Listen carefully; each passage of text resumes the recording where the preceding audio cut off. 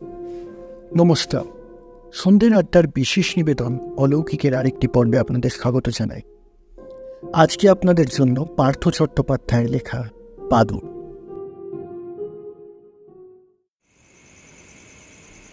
রাত দুপুরে হঠাৎ ঘুম কোথা থেকে একটা বাদুড় ঘরে ঢুকে পড়েছে।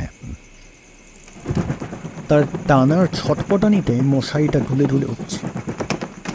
হেরিকেনটা নিভে গেছে, দেশলাই কোথায় জানি না। তাড়াতাড়ি যে আলো জ্বালানো তার উপায় নেই। বাদুড়টা ঘরে ঢোকার সঙ্গে সঙ্গে এক অজানা আতঙ্কে আমার শরীর হিম হয়ে গেল।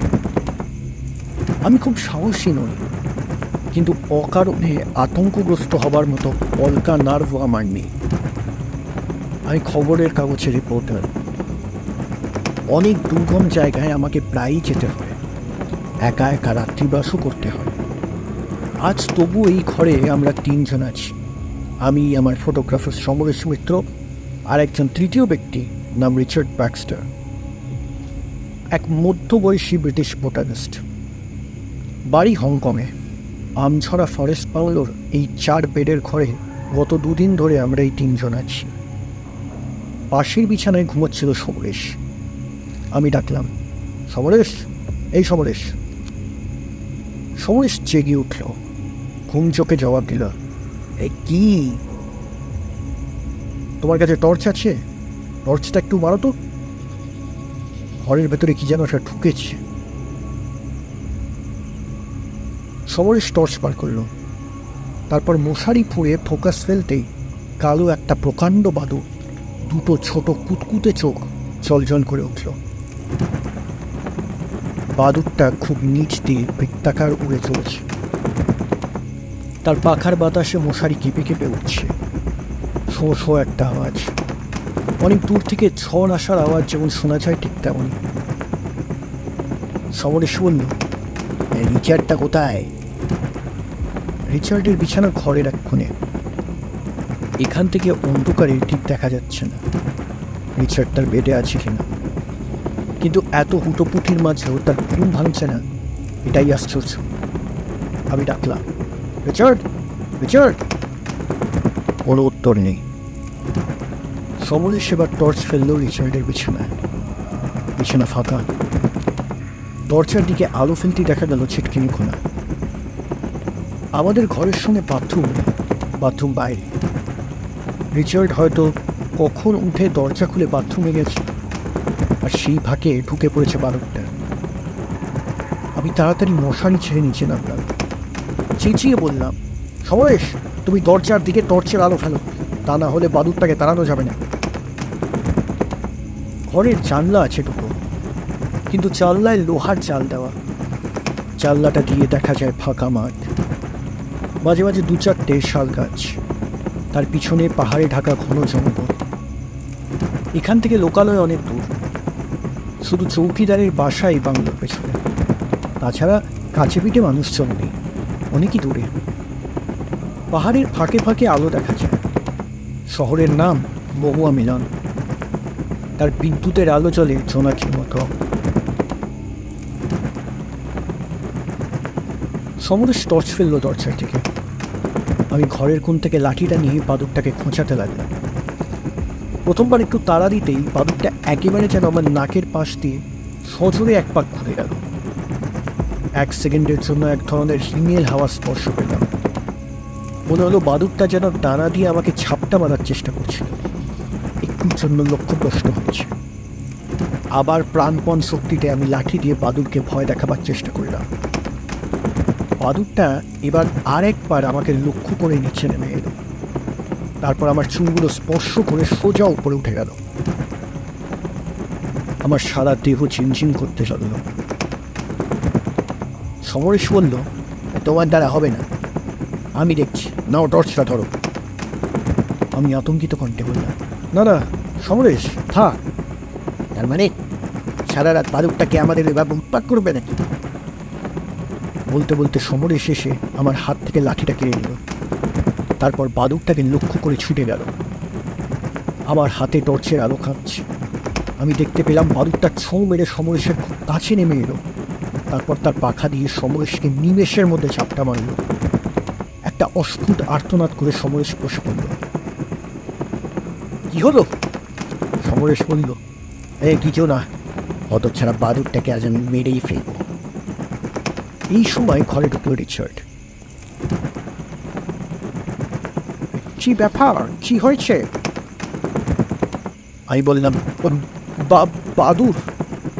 রিচার্ডের মুখ আমি দেখতে পেলাম না, শুধু একটা অস্ফুট আর্তনাদ শুনতে পেলাম। ও মাই গডনেস! বাদুরের নাম শুনে কেন চমকালো রিচার্ড? তাহলে ওরও কি বাদুরে আতঙ্ক? এদিকে রিচার্ডকে ঢুকতে দেখে বাদুরটা একটা বিরাট শব্দ করে খোলা দরজা দিয়ে বাইরে বেরিয়ে গেল। সমরেশের কাছ থেকে দেশলাই নিয়ে হ্যারিকেন চালালাম। সারা ঘর লণ্ডভণ্ড। রিচার্ডের মুখে আতঙ্কের ঘোর তখনও কাটেনি। সমরেশ বলল, রিচার্ড, তুমিও কি তাহলে বাদুরটাকে ভয় পেয়েছিলে? কিন্তু দেখে মনে হলো বাদুরটা তোমাকে দেখেও কম ভয় পায়নি। রিচার্ড বলল, খুব স্বাভাবিক। আমার হাতে এই তাবিজটা যতক্ষণ থাকবে ততক্ষণ বাদুর আমার কোনো ক্ষতি করতে পারবে না। তাবিজ? দেখলাম রিচার্ডের বাঁ হাতে পড়া একটা তামার মাদুলি। এই মাদুলি তো গতকাল দেখিনি, কারণ বেশিরভাগ সময় রিচার্ড থাকে গেঞ্জি পরে নয়তো খালি খায়। তার বাম বাহুতে রূপোর চেনে বাঁধা একটি তাবিজ লক্ষ্য করেছে, কিন্তু ভারতীয় তামার মাদুলি তার দেহে নতুন। এ তামার মাদুলির ইতিহাস রিচার্ড আমাদের সেদিন যা বলল তা অনেকের কাছে অবিশ্বাস্য মনে হতে পারে, কিন্তু তার সেই অবিশ্বাস্য কথাগুলি বাস্তবে কিভাবে সত্যি উঠেছিল তা নিয়েই এই গল্প। রিচার্ড ব্যাক্সটার একজন শৌখিন বোটানিস্ট। তার হবি হচ্ছে পৃথিবীর বিভিন্ন জঙ্গল থেকে দুর্লভ অর্কিডের নমুনা সংগ্রহ করা। হংকংয়ের ন্যাথাম রোডের ওপর তার ঘড়ির ব্যবসা। সারা জীবন ব্যবসা করে প্রচুর টাকা জমিয়ে ছেলের হাতে ব্যবসার ভার দিয়ে রিচার্ড ব্যাক্সটার এখন সারা দুনিয়া ঘুরে বেড়াচ্ছে। ঘুরতে ঘুরতে তিনি এসেছেন পালমো জেলার এই জঙ্গলে। ডালটনগঞ্জের ডিএফও তাকে পৌঁছে দিয়ে গেছেন এই জঙ্গলে।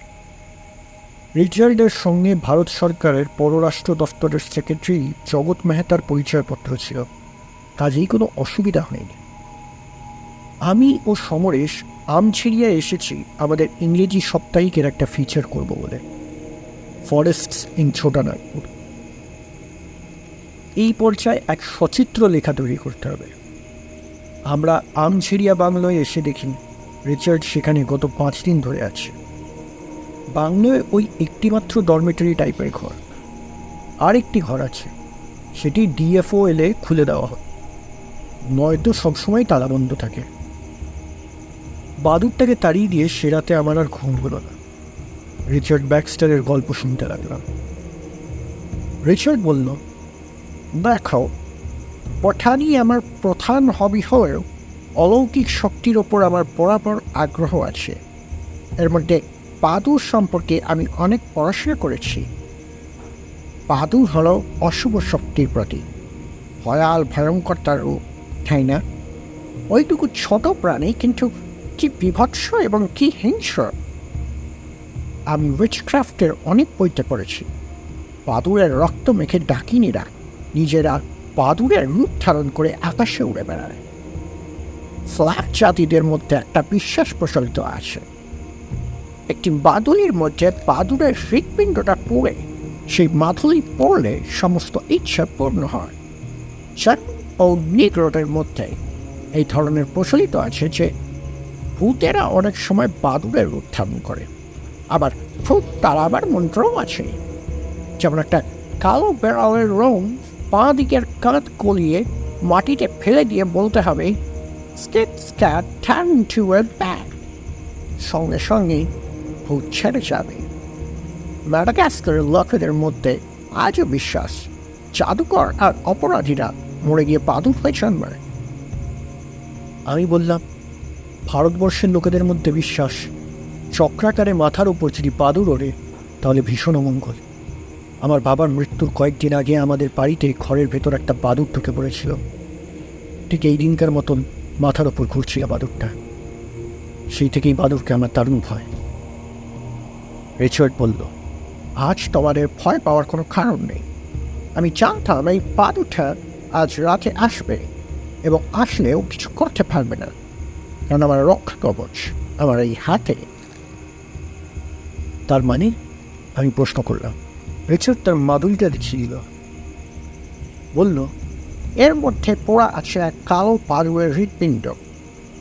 সমরেশ, তথাগত, তোমাদের কি বলবো, আনছড়িয়ার জঙ্গলে এই মাদুলিটা সহস্র আর্কিটেকচারে আমার শ্রেষ্ঠ আবিষ্কার। এই মাদুলিটা আজ ভোরবেলায় পড়েছি, আর পড়ার সঙ্গে সঙ্গে আজ এমন দুটি দুর্লভ অর্কিডের সন্ধান পেয়েছি, এখনো পৃথিবীর কোনো বটানিস্টার সন্ধান পাননি। আমি ঠিক করেছি পরশু দিন এখান থেকে রাঁচি হয়ে হিমালয়ে যাব। গত কদিন ধরে শরীরটা ভালোও যাচ্ছে না। ভেবেছিলাম কলকাতায় হয়ে দেশে ফিরে যাবে, কিন্তু এই মাদুলিটা পাওয়ার সঙ্গে সঙ্গে মনে হচ্ছে এখন আমার 20 বছর বয়স কমে গেছে। হিমালয়ে আমার 1 মাসের প্রোগ্রাম, পৃথিবীর শ্রেষ্ঠ অর্কিডের সমাবেশ সেখানে। আমি বললাম, কিন্তু ওই মাদুলিটার রহস্য কি? কোথা থেকে পেলেন? কিছুই তো বললেন না। রিচার্ড বলল, সেই কথাই বলছি। গত পরশু দিন জঙ্গলের মধ্যে আমার সঙ্গে এক আদিবাসীর দেখা হয়। লোকটি ভালো ভাঙা ইংরেজি বলতে পারত, কারণ সে ওয়ারে ছিল। আমাকে দেখে বলে, সাহেব, তুমি এই জঙ্গলে কি শিকার করতে এসেছ? শিকারই যদি করবে তাহলে তোমার হাতে বন্দুক হয়। আমি বললাম, আমি শিকারই নই, বিচিত্র গাছপালার সন্ধানে ঘুরে বেড়াচ্ছি। গাছপালা খুঁজে কি হবে? জিনিসের মতো জিনিস চাও, আমি তোমায় দেব। ছি, 7 রাজার ধন এক মানি, তার কাছে তুমি যা চাইবে তাই পাবে। মন্ত্রভূত এক তালিসম্যান। সাহেব, তুমি অলৌকিক ঘটনায় বিশ্বাস করো? আমরা ট্রাইবালরা বিশ্বাস করি আমরা অশরীরী আত্মাকে দিয়ে আমাদের খুশি মতো কাজ করাতে পারি। আমি বললাম, ইয়েস, আমিও করি। বাদুর জানো? হ্যাঁ, কিছু কিছু পড়েছি।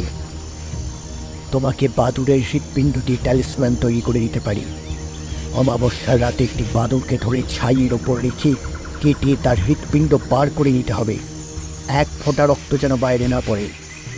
তারপর সেটা মাদুলিতে পুড়ে প্রতিপদের সকালে কালো সুতো দিয়ে হাতে বেঁধে রেখো। অন্য কেউ হয় এই কথা বিশ্বাস করতো না, কিন্তু উইচক্রাফট সম্পর্কে আমার পড়াশোনা আছে, আমি এই পদ্ধতি জানি, কিন্তু কখনো তার পরীক্ষা করার সুযোগ হয়নি। আমি রাজি হয়ে গেলাম। লোকটি চড়া দাম হাঁকলো, 1000 টাকা দিতে হবে। আমি রাজিও হয়ে গেলাম। তারপর আজ সকালে লোকটি আমার মাদুলিটি দিয়ে যাবার সময় বলল, আমছড়িয়ায় যে কদিন থাকবে মাদুলিটা খুলবে না সাহেব। 1 চোরা বাদুরের একটাকে মেরেছি, চোরাটা হন্য হয়ে ঘুরে বেড়াচ্ছে, কিন্তু ভয় নেই, যতক্ষণ এই বাদুলি আছে। সারা রাত এই গল্প শুনে আর খুব এলো না। বারবার মনে হচ্ছিল বাদুরটা বুঝি আবার ঘুরে ঘুরে বেড়াচ্ছে, কিন্তু না, আর এলো না। একটু একটু করে ভোরের আলো ফুটতে লাগলো। সমরের সূর্যোদয়ের ছবি তোলার জন্য ক্যামেরা রেডি করতে লাগলো। আজ আমার শেষ দিন, কাল সকালে আমরা চলে যাব। সকালবেলায় আমরা একসঙ্গে ব্রেকফাস্ট করতে গেলাম। ব্রেকফাস্টের পর রিচার্ড প্রতিদিনের মতো হ্যান্ডশেক করে জঙ্গলে চলে গেল। একটু পরে আমাদের জিপ আসবে, যাব মহুয়া মিলন, সেখান থেকে ডালটনগঞ্জ। সন্ধ্যার পর আবার ফিরে আসব, কারণ আমঝরিয়ার নির্জনতা তার প্রাকৃতিক সৌন্দর্য আমাকে মুগ্ধ করেছে। রিচার্ড চলে যাবার পর সমরেশ আমাকে বলল, তোমাকে একটা জিনিস দেখাবো। আমি বললাম, কি? সমরেশ বলল, এই দেখো, রিচার্ডের সেই মন্ত্রপুত মাদুলি। এ কি, তুমি কোথায় পেলে? ঘরের মেঝেতে, কোনো সময় পড়ে গিয়ে থাকবে, আমি নিঃশব্দে পকেটে রেখে নিয়েছি। যত সব বোগাস ব্যাপার, কুল মারবার আর জায়গা পেল না। আমি বললাম, এ তুমি কি করলে পরেশ? ভদ্রলোকের হাত থেকে কখনো হয়তো খুলে পড়ে গেছে মাদুলিটা, তুমি যখন পেলে তখন একবার বলতে পারলে না? কি সর্বনাশ করলে তুমি! যদি ভদ্রলোকের কোনো বিপদ হয়? সমরেশ বলল, সেই জন্যই তো জানাইনি, তখন বুঝতে পারবো গুল না সত্যি। তুমি এসব বুজরুকে বিশ্বাস করো চ্যাটার্জি? আমি বললাম, হয়তো করি, কিন্তু চাই বলো, কাজটা ভালো করোনি তুমি, মোটেই না। জিপ এলো কিছুক্ষণ পর। সারাদিন ধরে কাজের চাপে রিচার্ড ব্র্যাক্সটারের কথা ভুলেই গেছিলাম। সন্ধ্যাবেলায় জিপে করে বাংলোয় ফিরতেই দেখি বাংলোর সামনে স্থানীয় লোকজনের ভিড়। একটা জিপ এসে থেমেছে। আমাদের ড্রাইভার বলল, এ পুলিশের জিপ, এসডিপিও সাহেব এসেছেন। হঠাৎ পুলিশ কেন? তবে কি রিচার্ড কোনো গুপ্তচর? শুনেছি অনেকে নানা ছল চাতুরি করে গুপ্তচরগিরি করতে আসে। রিচার্ডও কি তাহলে তাদের একজন? কাছে যেতেই এসডিপিও নিজেই এগিয়ে এলেন। নমস্কার। নমস্কার। আপনারা কি কলকাতা থেকে আসছেন? জার্নালিস্ট? হ্যাঁ, আমার নাম চ্যাটার্জি, আর ইনি আমার ফটোগ্রাফার সমরেশ মিত্র। আপনারা কি রিচার্ড ব্যাক্সটারকে চিনতেন? হ্যাঁ, আমরা এক ঘরে ছিলাম। মানে কি হয়েছে বলুন তো? কোনো ক্রাইমের জন্য ধরা পড়েছে? এসডিপিও বললেন, আসুন আমার সঙ্গে। আমরাও ওকে অনুসরণ করলাম। উনি পিছনের বারান্দায় আমাদেরকে নিয়ে গেলেন। দেখি বারান্দায় শোয়ানো সাদা চাদরে ঢাকা একটি দেহ। এসডিপিও বললেন, দেখুন তো চিনতে পারেন কিনা। আজ দুপুরে জঙ্গলের মধ্যে কোনো আদিবাসী মৃতদেহটি দেখে চৌকিদারকে খবর দেয়। চৌকিদার বাসে করে গিয়ে আমাদের খবর দেয়। খবর পাওয়ার সঙ্গে সঙ্গে আমি ছুটে আসছি। সাহেবের মৃতদেহ শুনেই আমি চমকে উঠি, কারণ মিনিস্ট্রি থেকে আমাকেও চিঠি দেওয়া হয়েছিল রিচার্ড ব্যাক্সটারের নিরাপত্তার প্রতি আমার যেন দৃষ্টি দিই। কিন্তু এখন এসে দেখি আর কি বিভৎস ব্যাপার বলুন তো। জঙ্গলের এক গাদা বাদুড় কুড়ে কুড়ে ওর দেহ খেয়েছে, অথচ আমরা জানি দিনের বেলা বাদুড় পার হয় না, চোখেও নাকি দেখে না। কি করে জানলেন বাদুড়? ডেড বডি আনতে যখন আমি যাই তখন দেখি একটা বাদুড় ওর চোখটা খুবলে খাচ্ছে। এই দেখুন, এই দেখুন। ভদ্রলোক মুখের ঢাকনা খুলতেই এক বিভৎস মুখ ভেসে উঠল। সারা মুখ ক্ষতবিক্ষত, চোখ নেই, তার বদলে দুই গভীর ক্ষত। পরনের জামা কাপড় না থাকলে চেনা যেত না রিচার্ড বলে। আমি সমরেশের দিকে তাকালাম। সমরেশের এই দৃষ্টি সহ্য করার ক্ষমতা নেই জানে, তাই সে আগেই নিঃশব্দে চলে গেছে।